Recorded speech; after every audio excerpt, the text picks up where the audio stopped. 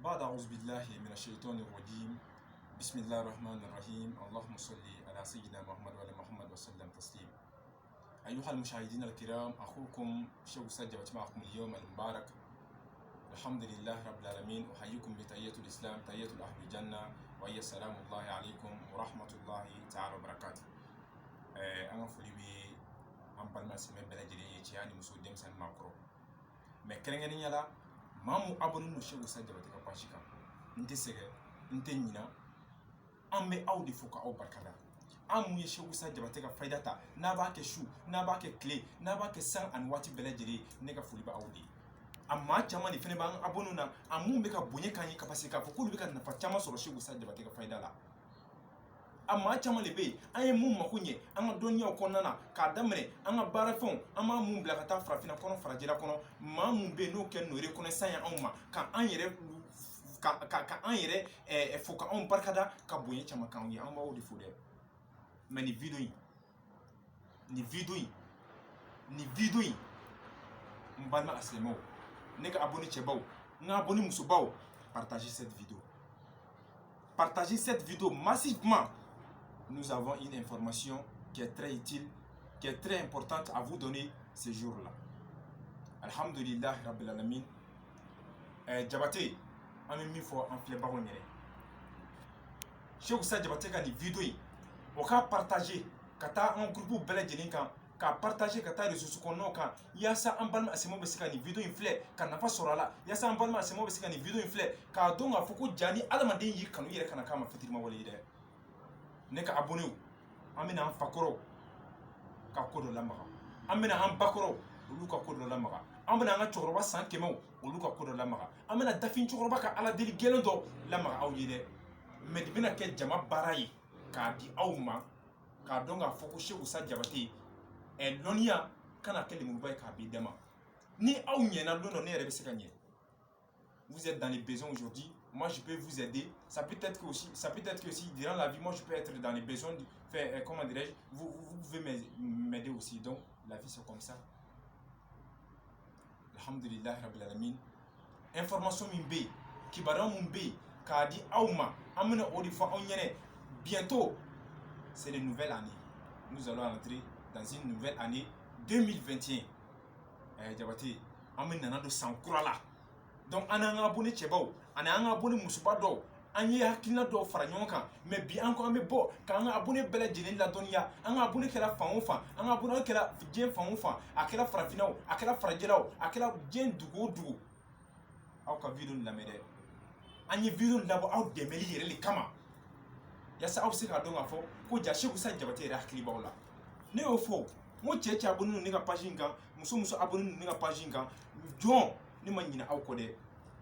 lombe ambe alo sona taala deli aw mako glani kama ala kasibo ke parce que ni ala yo aw mako glan wallahi alna aw ma ansara londo abna nya on diundo wala londo abna nya am bukuru do wala londo abna nya am ko do ma nyana ma betini. Donc sans croix a kalu croix a kletan ani kelena anye alla nyini ka dafin choroba ka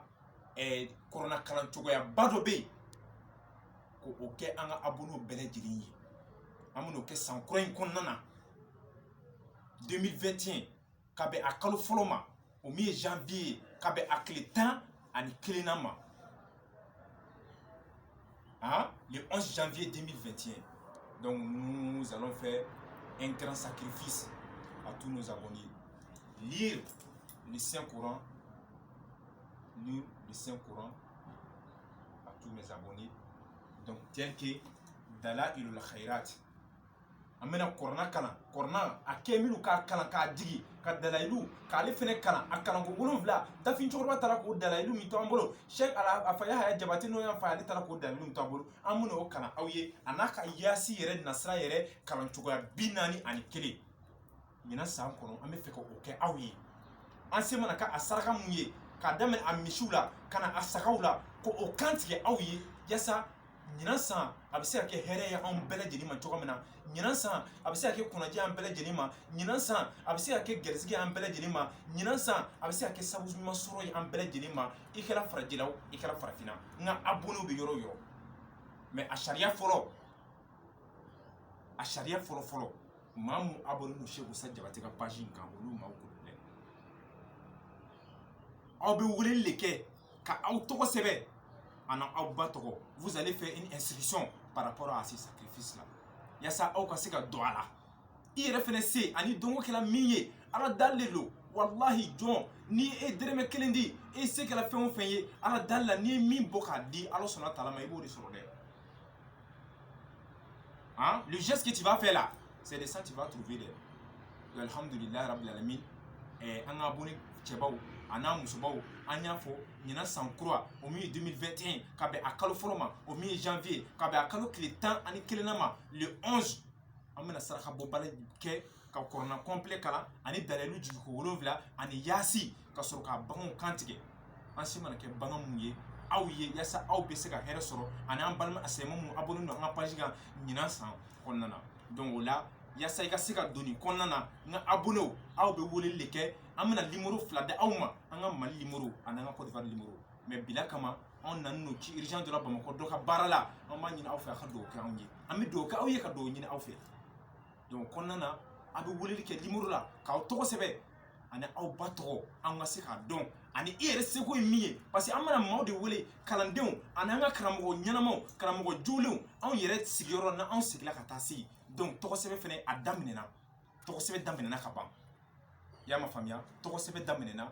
an tɛ fɛ ka nin baara in an tɛ fɛ ka kɛ filannafoya la dɛ nin baara in an tɛ fɛ ka kɛ kɔnɔna juguya la dɛ anw bɛ fɛ ka kɛ aw k'a dɔn k'a fɔ ko ja a bɛ cɛ min kɔ n'a bɛ garibukɛ min kɔ a bɛ ala ka jɔni lafuni min kɔ n'o bɛ Cheikh Oussa Diabaté ko fɛn kun b'anw fɛn b'an ni ala cɛ fɛn b'anw mɔkɛ ni ala cɛ fɛn b'anw fa ni ala cɛ dɛ donc ala deli maa tɛ se ka ala delikɛla sara i ye miliyɔn d'a ma o t'a sara ye ala tɔgɔ tɛ se ka kuma bɔ i ye miliyari d'a ma o tɛ ala tɔgɔ sara ye donc aw seko ani aw dɔnkili min bɛna kɛ fɛn o fɛn ye nin la yasa nin sacrifice kofɔlen a bɛ se ka bɔ cogoya min na k'a kɛ aw ye ne kanubaga jɔnjɔn mun abonné no page in kan donc aw bɛ weleli kɛ ka aw tɔgɔ sɛbɛn ka aw ba tɔgɔ sɛbɛn donc maintenant aw seko ye min ye k'o kɛ an bɛna misiw ani a sagaw donc olu san nin san kɔfɔli na an bɛna ninnu don san kura min na donc ka sarakabɔba in kɛ aw ye ani a baaraw parce que baara in bɛɛ lajɛlen kɔfɛ an bɛna tile 7 de kɛ a kaliwa iradiya la ka ala deli aw ani anw n'an balima silamɛw ye mais kɛrɛnkɛrɛnnenya la maa mun abonné no n ka page kan dɛ an bɛna daba kama ka o de k'aw ye donc an n'an ka abonné musobaw a n'a cɛbaw an dɔ farala ɲɔgɔn kan ka hakilinaw ta ka ban donc an ko an bɛna bila bi a ye vidéo nin partager ka taa diɲɛ fantan naani bɛɛ lajɛlen yasa an ka abonné olu bɛ se k'a lɔn cogoya min na ka bɔ a kalama cogoya min na ko tɔgɔ sɛbɛn daminɛna donc an balimakɛ n'o min ye Mohamed Diabaté ale fɛnɛ ale bɛ tɔgɔ sɛbɛnw la ka ban i y'a ma faamuya donc maaw o bɛ ka ko in ta sɛbɛ la o y'a demande k'an fɛ an fɛnɛ b'o baara kɔnɔna na wallahi dafin cɛkɔrɔba ale wulila ka taa jamana dɔw la ka taa nin kalan ka se ka hɛrɛ don jamana kɔnɔ dafin cɛkɔrɔba ale yin kalan dugu dɔw la ka se ka hɛrɛ don dugu kɔnɔ dafin cɛkɔrɔba ale yin kalan a ka kilan dɔw ye san dɔw la yasa olu bɛɛ lajɛlen bɛ se ka hɛrɛ sɔrɔ ni tɛ se ka baara mɔgɔ kelen ye wa f'an ka bɔ mɔgɔ kelen ma billahi mais tout d'abord dans cette vie c'est la courage c'est la confiance sinon corona bɛ se ka dɛsɛ mun na Coran 5000 a bɛ se ka dɛsɛ mun na ala kumakan o tɛ se ka dɛsɛ diɲɛ foyi la o dalilu bɛ se ka dɛsɛ mun na ala kira majamukanw olu de bɛ nin kɔnɔ ala kira majamukan mun ka di ala sɔnna wa taala ye ni ala sɔnna taala y'a fɔ ɲɛnɛ ko inna allaha wa malaikatahu yusalluna ala nabi ya ayyuhallazina amanu sallu alayhi kuma banna dɛ a ko ni ala sɔnna taala ni n ka mɛlɛkɛw yɛrɛ de bɛ se ala kira kan a ko aw mun limaniyala ni ala sɔnna taala ma aw mun limaniyala ka dɔn k'a fɔ ala ye kelen ala kira mamadu kelen a ye sɔrɔ ala kira kan dɛ ne b'o de fɔ n ko ala kira valeur tɛ se ka fɔ ka ban i hejilaw i sunaw ni sunaw i suna yɛrɛ le ni hejilaw i hejila yɛrɛ le ni kɛra silamɛ ɲɛnama ye i kɛra silamɛ ɲɛnama ye hɛrɛ le ni hejila ala tɛ heji nɔfɛ dɛ ni suna ala tɛ sun nɔfɛ dɛ ni saraka bɔ ala tɛ saraka bɔ i nɔfɛ dɛ han seli ka bon dɛ sun ka bon dɛ jaga ka bon dɛ sarakaw k'a bɔ ka hinɛ fantanw na ka hinɛ sedanw na a ka bon dɛ mais n'i y'o kɛ ala t'o k'i nɔfɛ dɛ a b'i sara il va te récompenser mais ni i sɔlila ala kira kan ala bɛ sɔli kan dɛ ni sɔlila ala kira kan wallahi ala bɛ sɔli kan dɛ donc o b'a yira na k'a fɔ ala kira Muhammad sallallahu alayhi wa sallam ale ye fɛn ba de donc n balimaw on va essayer de vous donner cette information en français. Donc la manière dont on peut vous donner. Donc aujourd'hui nous avons dit que nous avons une information pour vous donner précisément à mes abonnés. Toutes personnes qui sont abonnées sur ma page. Bientôt nous allons entrer dans une nouvelle année 2021. Donc on a souhaité que cette année, on va essayer de faire un grand sacrifice. Et la lecture des Saint-Coran, comme nous avons présenté avec Dalaïl al-Khairat et Surat Yasin 41 fois, la manière dont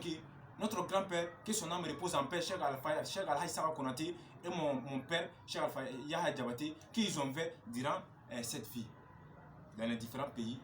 Ils faisaient ça dans les différents pays, dans les villes pays, dans les différents villes, hein, les communes, pour qu'ils puissent avoir la chance, hein, longévité, bonheur, hein, les portes qui sont fermées, d'ouvrir ça. Donc c'est de ça, donc raison pour laquelle cette année, moi je vais dire que je vais faire ça aussi pour mes abonnés. Donc toute personne qui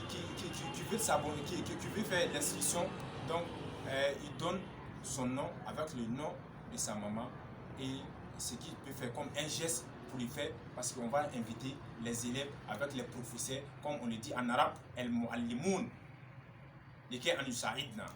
Ils vont venir nous aider de faire l'étude de Saint-Coran, de l'Alhamdulillah Rabbil Alamin, et de gorger les animaux différents que nous avons dit. Donc, voilà, on me sait qu'on a voir pour Kekoui. Mais à la dalla, au yere fene kanka washide, on lui barka do akwa ko la de amofa onyene de. Donc, ni a korna kalay, ana sacrifice boy, ani amena a kalwa kli a kalwa riada kli wono vla mi ke awye ka do ke on yere ye ananga abunu yasa aw besiga nafa sora la chomena anga abunu bele jeli ama mo la de mais mamu fika abunu nga pagika e abunu ko nga pagika ani makoro mu abunu no nga pagika aw bi wuli le ke ka to sebe ka ba to sebe ana aseku mi ani ala yere kera la ko amena corona li kalaye ko corona de sekula kamena dalilu khairati li kalaye ko dalilu khairati de sekula de amena yasi li kalaye ko yasi qualité de sekula ay mi soro anga dafin choro fe sanwosan akme minke ni mado jamana do ba wele kata akaye ni dugu do ba wele kata akaye naka client be faranyonga ka wele ka akaye sa bara mo client. Donc en fait on gagnata quand on mena au cahier. Donc ni a passé la gagner 100 donc alhamdulillah rabbil. Donc 100 na a passé la gagner 100 à 100 kalo clé à 100 kalo foro ana a kalo temps en kelina. Donc on mena au corona kala no dalelu kala ke awye ka do ke anambal ma seme bele jeliye mais mamu abonu no nga pagika. Donc on nous que la deka trop ka awye. Donc on a simuna do fene kala mi. Donc inshallah akoke nga foli ba nga abonu bele jeliye nga foli ba nga abonu bele jeliye. Mais pour toute information veuillez contacter Cheikh Oussa Diabaté sur son numéro personnel et tel que sur son numéro que son petit frère décroche aussi. Donc notre numéro du Côte d'Ivoire, après code identifié du Côte d'Ivoire qui est 00225 le 88 03 0D 83. Actuellement nous sommes au Mali, mais je pense qu'on va faire une semaine à Bamako ici, de se retourner en Côte d'Ivoire. Donc maintenant le numéro du Mali 00223 les 79 99 17 43. Ces deux numéros sont sur WhatsApp aussi. De l'Alhamdulillah, un numéro flabé WhatsApp. Maman me fait un numéro qui va sur la canca. Ou les qui toi c'est dans mes affaires. Donc, et bien, vous les qui numéro flabé qui toi c'est un manga bonofo, Gabon Konana, ani France Konana, ani Belgique Konana, faut attacher de l'Amérique, Jamanama, faut attacher Burkina Konana, ani Mali et Konana. Faut attacher Sénégal qu'on fait un chèque de la mifo. Donc Gabon qu'on fait un membre de fou mais Daoudaï faut attacher la cinéma, faut attacher Ismaël. Donc comment dirais-je, France qu'on fait un peu barrage à l'eau, un monsieur Diomandé. Donc un abonné à chance pour belle à Toma, comment dirais-je l'Amérique, Jamana qu'on a un bon fou. Mumi fana camarade faut attacher Mariam dans les minutes sur ben l'Amérique Jamana alhamdulillah rabbil alamin dans la Belgique qu'on a un Moussa Silafo au final un abonné Chebadoy alhamdulillah Côte d'Ivoire qu'on a rien c'est un abonné belge il faut un beau don chez Oussa Diabaté qu'on nous Côte d'Ivoire de Abidjan un Draman Diabaté fou donc quand fait un Baba Koulibaly fou Wongolo quand fait on irait quand on va fo nous aussi doué Kouchara quand fait un Sophie Baba fou donc Boaké quand fait un mois quand Baba fou allez mi manto en salon kono allez mi manto en démarre là quand on t'a dit là n'a me fait des embalmations moi on est comme un fond quand donc oui Johnny Alfoussine Keita un folie baïde on le confirme on le directeur fou au mieux monsieur Yoyi donc ferkekaw fe am Ismaël Bengali fo ale mi radio Bengali directeur donc maintenant kuchalakaw fe am Bachaka fo ale mi fene radio directeur no mi radio Coton FM alhamdulillah rabbil alamin anan kan baga belajeli ay vidun aya partager ay vidun aya lame bi antena kuma ka fo kam fa le dawma de bi antena kuma yiri kan bi antena kuma alqur'ana kan bi antena kuma jikono fona bi antena kuma gerigan fona bi antena kuma en fakoro ka tutu là. Aujourd'hui, c'était juste une information qui est très utile, très efficace, très importante de vous donner. Donc, ce que j'ai déjà dit en français, tel qu'en dula. Donc, bientôt, nous allons rentrer dans une nouvelle année 2021. Donc, on a souhaité qu'on va essayer de faire un grand sacrifice à tous mes abonnés. Donc, l'inscription, il faut appeler sur notre numéro qui est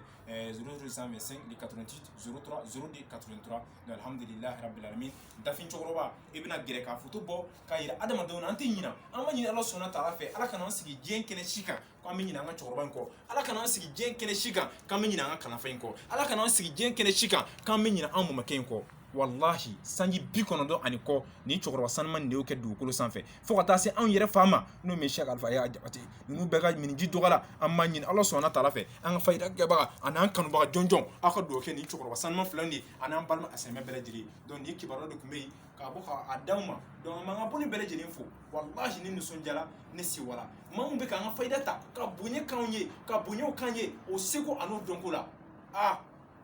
wallahi o kan ka mɔgɔ fa lɔnbaga min bɛ k'an ka fayida ta n'o bɛ maa wɛrɛw yɛrɛ mako ɲa n'o b'an wele k'a fɔ an ɲɛnɛ mɔgɔ gansan min bɛ k'an ka fayida ta n'o bɛ nafa sɔrɔla la bi n'o bɛ ka bonya k'an ye o ka ca dɛ nin so kelen kelen kɔnɔ an ka fayidaw n'an b'a di ni mɔgɔ wɛrɛw bɛ segin a kan tun k'a di o de ka ca o mais alhamdulillah an bɛ Ala le tanto k'Ala sɔnna ta Ala tanto donc aujourd'hui si tu vois qu'aujourd'hui moi je parle dans le savoir c'est grâce à mon grand-père c'est grâce à mon père Cheikh Alpha Konate sinon moi je suis très jeune mais an y'an majigin an ka cɛkɔrɔba mun ye an y'an majigin an ka musokɔrɔba mun ye o de b'a to bi sabar kɔnɔna na anw tɛ siran donc video in m'a gɛlɛya aw ma n ka abonné a y'a partager m'a gɛlɛya aw ma diɲɛmaw a ye abonné Cheikh Usa Jabate ka page kan wallahi n'o kɛra aw bɛna an ka fayidaw sɔrɔ aw bɛna an ka dɔnniyaw sɔrɔ lɔnniya min n'an tɛ fɛ ka sa n'a ye kaburu kɔnɔ Jabate n'o de fɔ kumakɛla cayala lɔnnibaga cayala mais o t'anw dimi koyi mais lɔnniya ka kɛ tiɲɛ kan lɔnni kuma ka fɔ tiɲɛ kan min bɛ se min na o ka d'o ma ne mi ye karamɔgɔ ye wallahi dan karamɔgɔ ma ni n'o min ka client dɔ ye wele baara i tɛ se min na kuma ni Ala cɛ kana kuma o kan ni ye waajuru kɛlɛ i jija i ka mɔgɔ wele kana don Ala sɔnna ta Ala ka diinɛ la ni ye jago kɛlɛ i jija jago in ma i kana ye karamɔgɔya la dɛ ne ye chauffeur ye lon dɔ an kana ye karamɔgɔya la dɛ ne yɛrɛ ye karamɔgɔ ye i kana taa ye chauffeur la lon dɔ dɛ bɛɛ min bɛ se min na o ka d'o ma n'o kɛra tiɲɛ bɛ lɔn mais ça dit quoi Ala ye diɲɛ baara o baara dan fo mɔgɔw k'o de faamuya a ye baara nin kɛbaga ɲuman dan a ye baara nin kɛbaga jugu dan karamɔgɔ ɲuman bɛ yen karamɔgɔ kuntan bɛ yen président ɲuman bɛ yen président kuntan bɛ yen ministre ɲuman bɛ yen ministre kuntan bɛ yen jagokɛla ɲuman bɛ yen jagokɛla juguman bɛ yen donc a kana fɔ a bɛ adamadenw bɛɛ lajɛlen bugɔ ni bere kelen ye la ni cɛntigi bɛ kuma bilahi n'a ko n ko n'a bɛ tiɲɛ kan wallahi i b'a dɔn n'a tɛ tiɲɛ kan i b'a dɔn donc n balima sɛmɛw nin dakuruɲɛ dɔɔni kuma anw bolo k'a fɔ aw ɲɛna lɔnniya kɔnɔna na Alakira Muhammad sallallahu alaihi wa sallam e fa m'a ye ne fa m'a ye o ne ba m'a ye ne mɔkɛ m'a ye o mɔkɛ m'a ye mais n'i y'a ye an sɔnna ka tugu Alakira kɔ dɛ wallahi a ka kɛwale ɲumanya dɛ a n'a ka kumakan tiɲɛw dɛ o de y'a to nous avons pris la confiance nous avons pris comment dirais-je la confiance de lui suivre notre prophète paix et salut sur lui donc tout chose d'abord dans cette vie c'est la croyance c'est la confiance donc vraiment mamu lanno la an ka foli ba y'an b'a fɔ assalamu alaikum wa rahmatullahi ta'ala wa barakat jazakumullah khair al jaza pour toute information notre numéro du Côte d'Ivoire 0125 le 88 03 02 83 ou le numéro du Mali 0123 le 79 99 17 43 assalamu alaikum wa rahmatullahi ta'ala wa barakat aw kan bɛn diɲɛ waati wɛrɛ